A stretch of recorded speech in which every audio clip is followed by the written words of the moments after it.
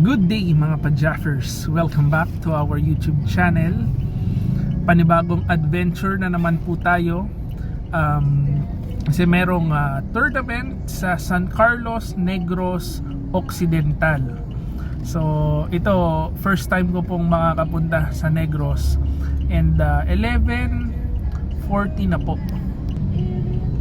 Ayan, 11:38 in the morning. Ang flight natin 1:15. So simula pa lang medyo panic time na kagad.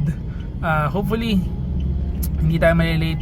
12 o'clock po darating tayo sa airport and diretso na tayo sa gate.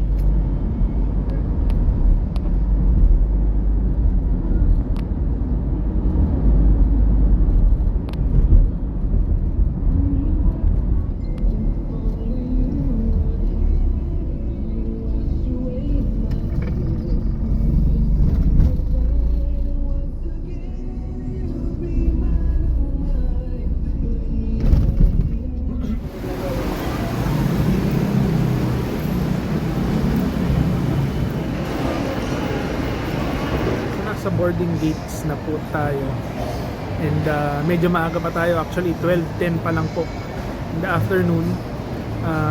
Pagkapasok kasi ng airport, since domestic flight naman, wala tong immigration, so ngayon nasa boarding gates na tayo. Ayan po ang boarding gate natin and waiting na tayo ng flight natin 1:15 in the afternoon. So actually gutom na nga po ako and lunch time na, hindi pa tayo nag-breakfast and nagla-lunch, pero diet muna tayo kasi ang inaabangan ko talaga at ang unang-una kong gagawin pagka napag po ng Bacolod, maghahanap tayo ng authentic na Bacolod chicken inasal. Yan po ang first mission natin for the day. And magbubukbang muna tayo, kakain tayo marami. Kasi pag baksak natin ang Bacolod, hindi po doon ang tournament sa Negros Occidental po. So magbabas pa tayo ng 2 hours. And ayun, so abangan nyo po yan. Abangan nyo ang aking mukbang. Hopefully masarap yung Bacolod inasal na makakainan.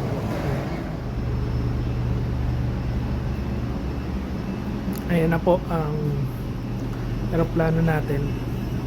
Boarding na tayo ngayon.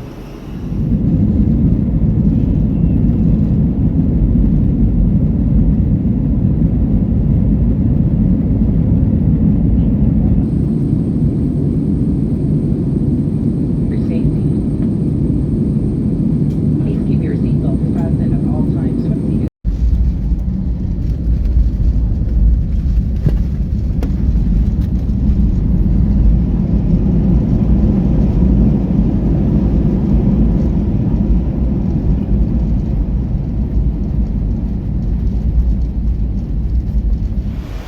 Touchdown na po tayo, Bacolod.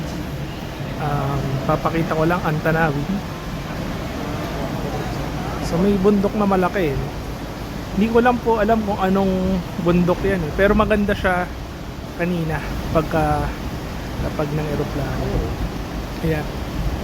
So ang mission natin, punta tayong Bacolod City. Tapos kakain tayo ng mga inasal. Tapos magbabas tayo papunta sa San Carlos. Ayan, samahan niyo po ako.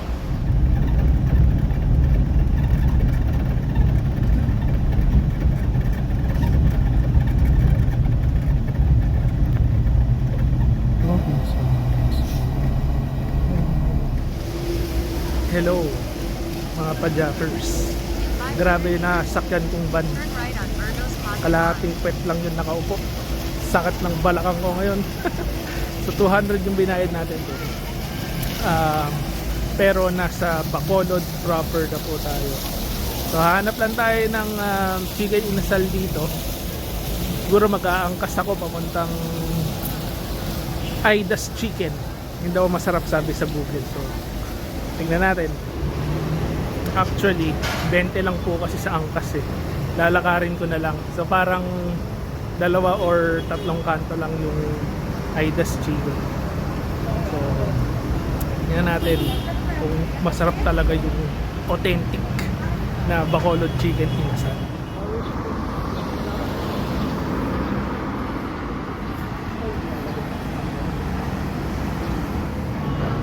Hello. Grabe naman yung angkas na yun. 20 pesos lang. Ang layo pala.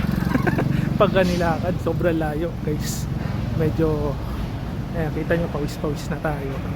Pero malapit na po tayo sa Inasalan. Ayan. So ayun, banda yung Inasalan. Akala ko restaurant, hindi pala. Parang ano ata ito eh.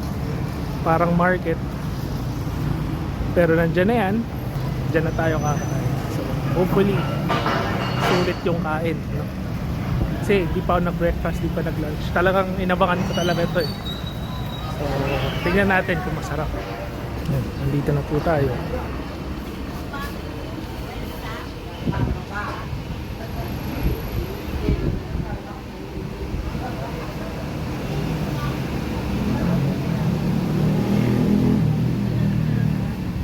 Okay, yun na po ang manok. Sana masarap.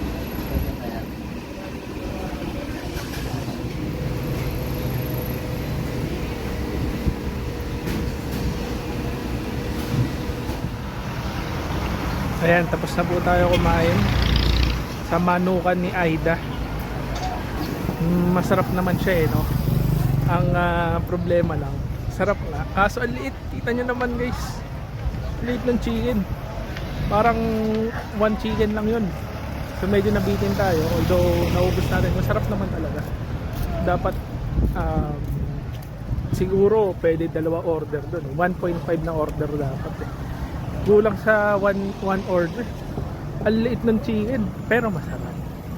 So ngayon, punta na tayo ng bus terminal. Babas tayo papuntang San Carlos City. Good morning mga pa-Jaffers. Sorry po kagabi, hindi na po ako nakapag-vlog dun sa bus trip natin. Kasi na lobat po tayo. Ayan. Pero sobrang tagal po nung trip ko sa bus. So around mga 4 o'clock na sa bus station na tayo. 6 o'clock ako nakasakay, and then 3 hours mahigit yung bus ride. So nakadating ako kasi sa hotel po mga 9:15 ng gabi. Ayan. So hindi ko na i-vlog, nagpahinga na po ako. So ano na ngayon, kinaumagahan na 9 o'clock. And papunta na tayo sa playing venue kung saan doon merong free breakfast, lunch, and dinner. So libre po ang pagkain dito, sabi lechon. Pero tignan natin. So bago tayo pumunta ng playing venue, papakita ko lang guys kung saan ako naka check-in. So ayan po ang view mula sa ating check-inan. Ayan, ito ang tawag dito, Dragon's Inn. Ayan, and may kasama ako dito. Ayan, dito naka si Vince. Hindi bro, nag-vlog lang bro. Kasi ayan, dyan po ako naka yan ang pestuhan natin. So maliit lang yung room namin kasi 600 pesos lang. So tipid tayo. Parang 325 lang kami. And so mamaya maliligo na po ako, tapos magre-ready papuntang playing venue. Abangan niyo po.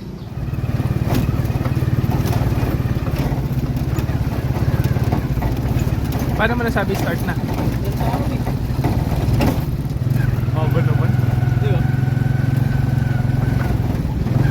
Opening ceremony pa lang, bro.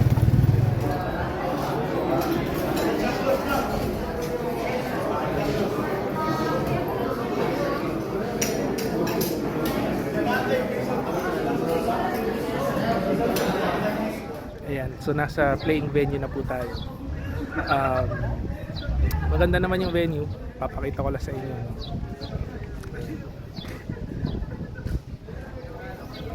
So parang tabing dagat yung venue. Tapos malapit na po mag-start ang round number 1. And hopefully maganda ang laruan natin. And mag-pray nyo po ako para makabawi-bawi tayo sa gastos. So ayan po, abangan nyo yung mga next games, mga susunod na kabanata. And hopefully ma-enjoy nyo tong tournament vlog natin.